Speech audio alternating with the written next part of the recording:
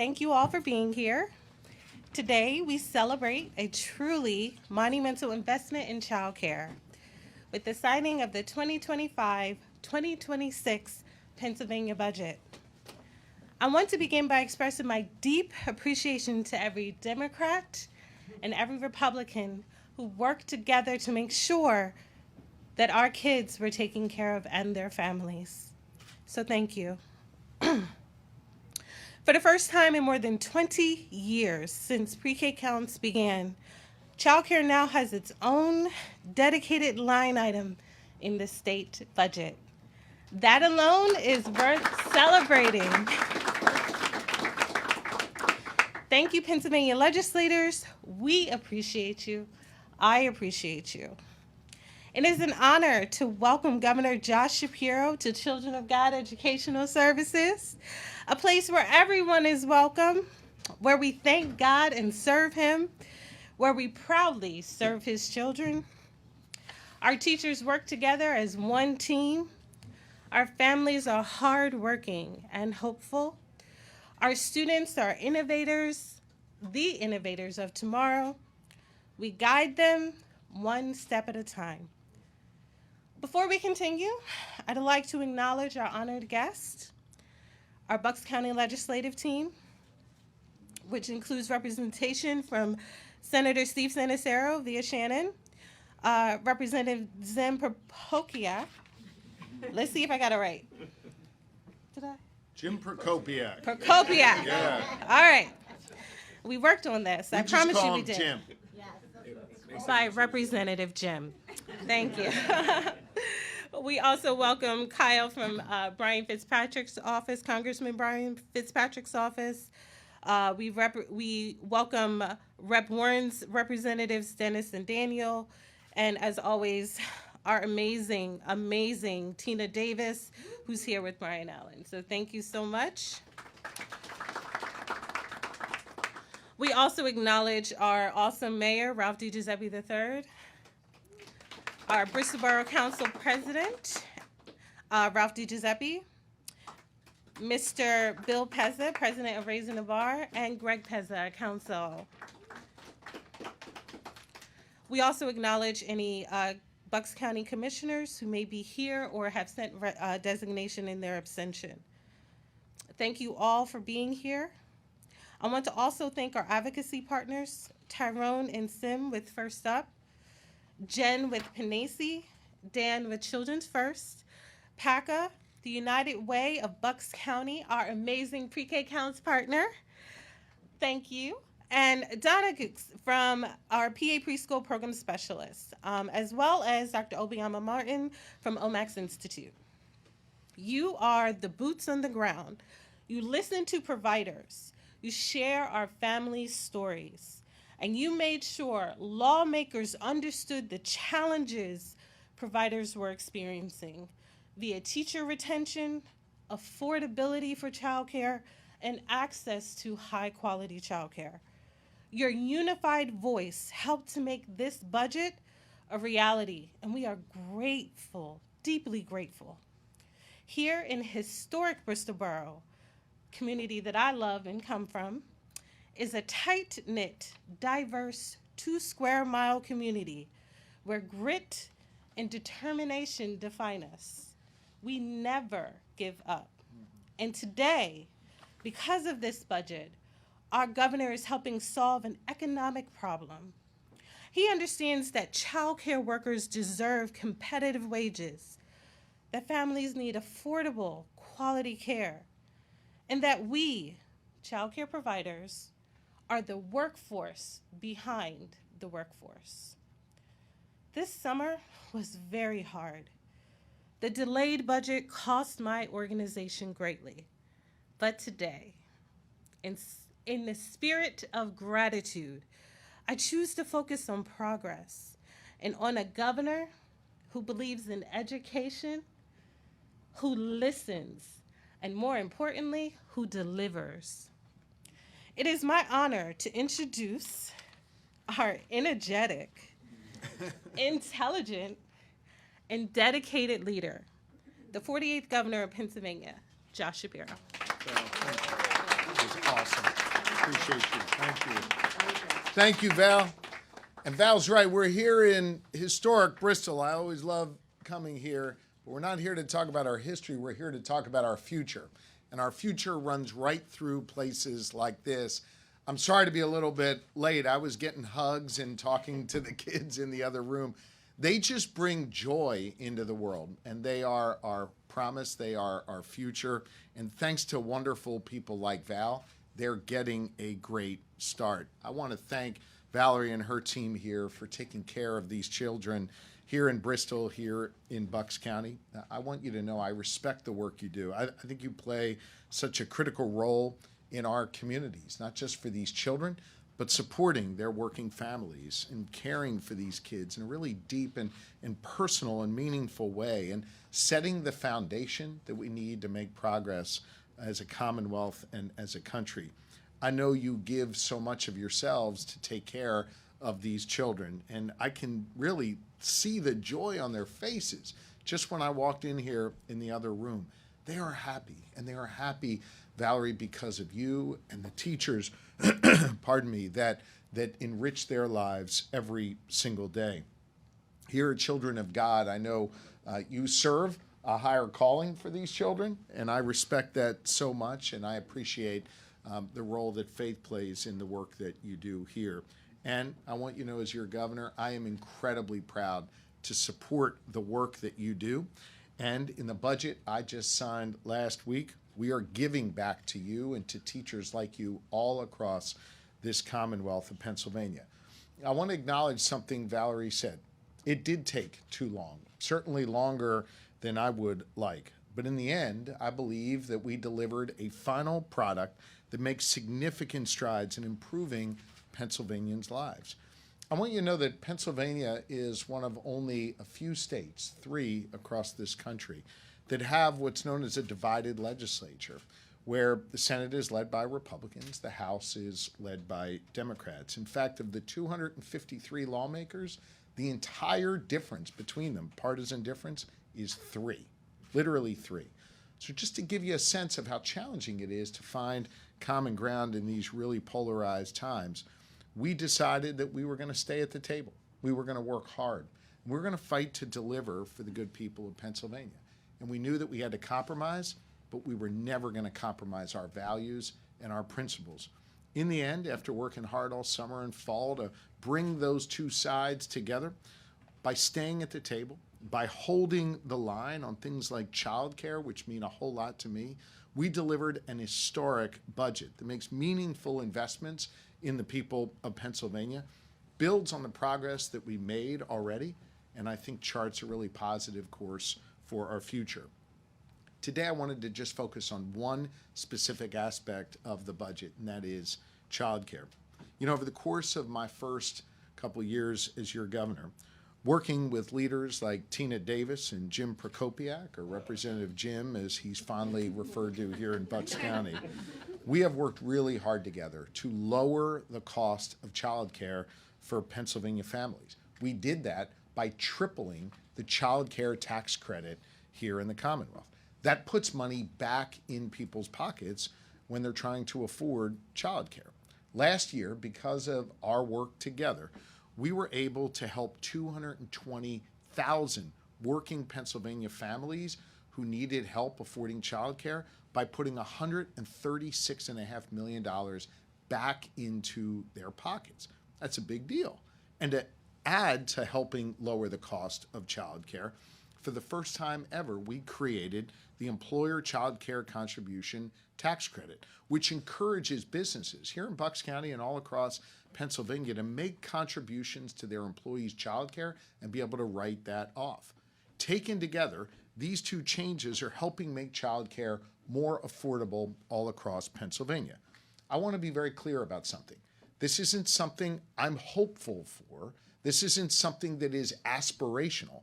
This is something we got done. This is law in Pennsylvania, and people are benefiting from that hard work. And it represented a huge step forward when it comes to affording childcare. But I'm here to talk about the fact that it only addresses half of the challenge, the affordability piece, and we've done a good job on that.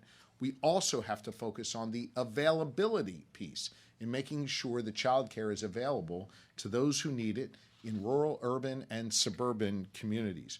We need to invest in our childcare workers who form the backbone of this critical workforce. And that's what this budget did. We doubled down on the investment in childcare by investing in the people that work in it. Consider this for a moment. There are 3,000 vacancies in childcare all across Pennsylvania today. 3,000. If we just filled those 3,000 vacancies, there would be 25,000 more slots for young people all across Pennsylvania. So we're doing something about it by getting more childcare workers into our classrooms. The budget that I just signed into law, for the first time ever, allots $25 million. You talked about this. For the first time ever, we have a childcare line in the budget. $25 million specifically earmarked for recruitment and retention bonuses for childcare workers at licensed childcare facilities across Pennsylvania. As a result of this budget, again, not aspirational, not hopeful, this is now law in Pennsylvania. We got it done. As a result of that work, 55,000 childcare workers across Pennsylvania will get a bonus of up to $450 in recognition for the important work that they do. That includes young teachers like Madison, who you're going to hear from in a moment, who are just starting a career in childcare. And that's what this program is all about, making it just a little bit easier for someone like Madison to make a decision to become a childcare provider and stay in this field for the long term. We need people like Madison doing this important work. And so that's why we've taken this two-pronged approach to addressing the childcare needs across Pennsylvania, making it more affordable by putting over $130 million back in people's pockets who are trying to afford childcare, and making it more available for families by opening up more slots, by hiring more teachers. Listen, I want to close with this. A budget, to me, isn't just a series of numbers on a spreadsheet. It's a statement of our priorities in investing in the things that matter most, from our schools to our safety. And I want to note the presence of our Bristol police here, our sheriff-elect, and others who keep us safe. We need to invest in our safety. We need to invest in the well-being of our children. We need to invest in economic opportunity. This budget does all of that. And it's about finding ways to incorporate the needs of people from all different walks of life, from rural, urban, and suburban communities, from communities here on the far eastern part of our Commonwealth all the way to those on the far western corner of our Commonwealth. And it's about finding a way in this divided government, in these challenging and polarized times, to compromise without compromising your values. I think what you saw here in Pennsylvania, as a result of us staying at the table and fighting for the things that matter most, we got it done. A little different than what happened in D.C. Here in Pennsylvania, we understand that standing up for your priorities ultimately leads to progress for people from all different walks of life. You know, I said at the outset of this budget process that I was absolutely certain about one thing that would be in the final budget document, and that is compromise. That it would show that everyone was going to have to give a little bit and understand the perspectives of others in order to deliver a whole lot for the people of Pennsylvania. We did that here. And as a result of our collective work, the good people of Pennsylvania are far better off. And once again, we showed that here in Pennsylvania, we can solve big problems and we can get stuff done. And so I want to thank Jim Prokopiak. I want to thank Tina Davis. I want to thank all the lawmakers from both parties who came together to support this historic investment in child care. And of course, Valerie, I want to thank you for opening up these wonderful doors here, these doors of joy and of hope and of faith. I am so grateful to you and grateful to all of the people that work here for what you do for our youngest learners all across Pennsylvania. And with that, it is my pleasure to bring up Madison. Now, Madison is just beginning her career. Wait, don't clap yet. I haven't finished her introduction. You know, Valerie is a seasoned professional here and someone who is encouraging others to come in to this business. And Madison is a great example of that. She has made a commitment in her life to help our youngest learners, to be there for families, to give them the comfort of knowing that their kid is going to be in a really comfortable and warm and loving environment. And Madison, when we were fighting at this table to get this done, I didn't know you yet, but I was thinking about you and thinking about people like you and wanting to make sure we're investing in your future. So Madison, it's my pleasure to invite you to say a few words here. Thank you all very much. Good morning. Thank you for having me. I've been working in the childcare industry for over a year now. I'm 17 years old and still in high school. I actually went to Children of God when I was younger. I'm very grateful to receive the Employee Retention and Recruitment Incentive. My mom has worked in childcare for almost 16 years. And while I've always aspired to follow in her footsteps, I've been apprehensive due to the lower wages in this field. However, this new incentive gives me hope for the future of the childcare industry and makes me excited to continue this career, hopefully for a long time. Childcare might not be the highest paid, but it's incredibly rewarding. I love the children and coming to work every day. They always seem to brighten up my day. I appreciate the governor's acknowledgement of how hard we work in childcare to make sure our children are cared for, and providing opportunities to develop the skills at such a young age that will set the foundation for my career. I've already completed the 120-hour professional development requirement and my professional portfolio to earn my preschool CDA once I turn 18 and graduate from high school, thanks to the help of Ms. Valerie and Dr. O. I'm excited to see how the industry will continue to grow in the future to better serve both our children and those of us working in the childcare field. I love to see how politicians care about the future generations. I greatly appreciate the governor making this field a priority. I'd like to welcome to the podium Secretary of Human Services, Dr. Val R. Cush. Great job. That was awesome. Great job. Good morning, everyone. It is such a pleasure to be here with all of you. I'm honored to be here with Governor Shapiro to celebrate this wonderful win in the budget. But can we just give Madison another round of applause?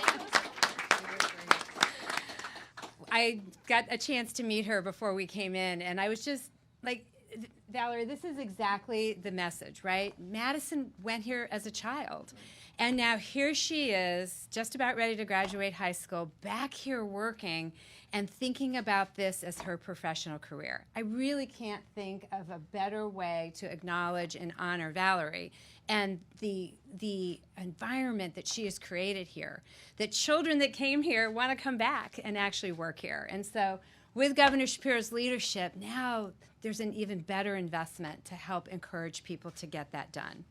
So this is such a win for a group of professionals who do so much.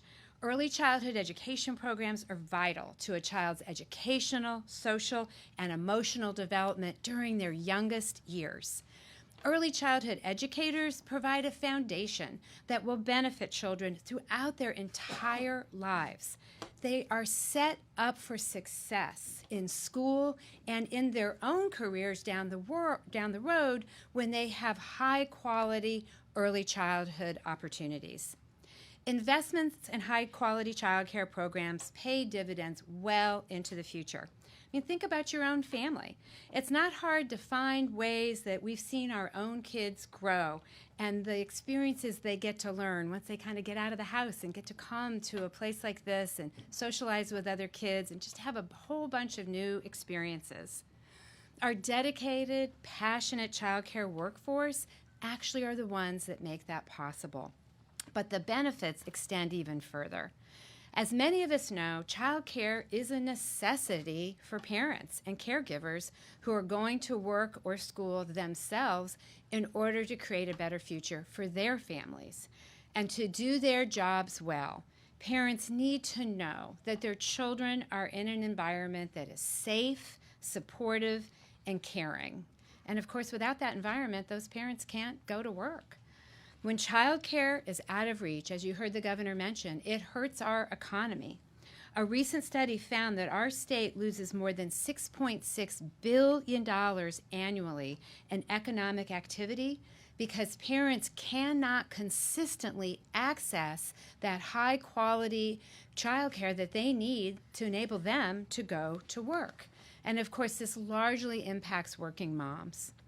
The benefits of high-quality childcare to our kids, their parents and caregivers, and to our economy are not possible without a thriving workforce of childcare professionals. They are invaluable, and we must support the dedicated providers and educators who show up every single day for our children.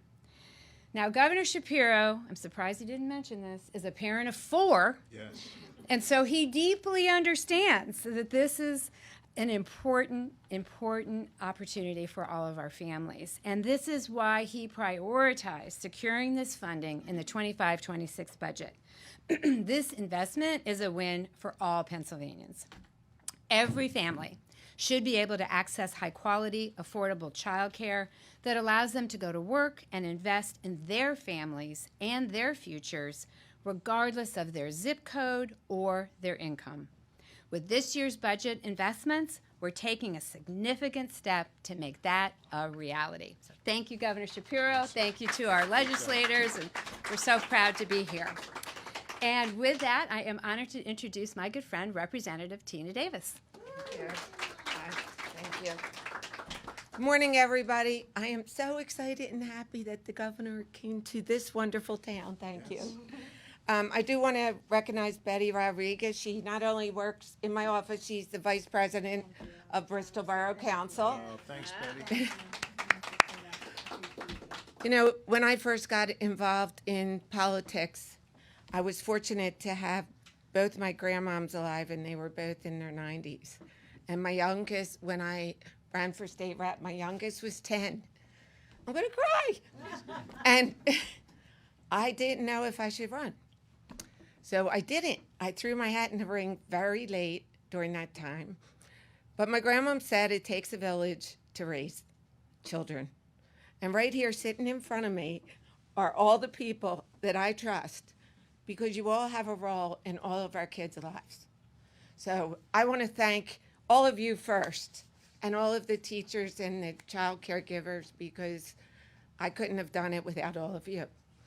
I want to talk about Val right now because I've known her. We can't figure it out, but I was here for her first graduation. Her, may I say, grace and poise and caring shines through with these children. And I didn't know if you noticed, but when you walk in, she plays Christian music constantly.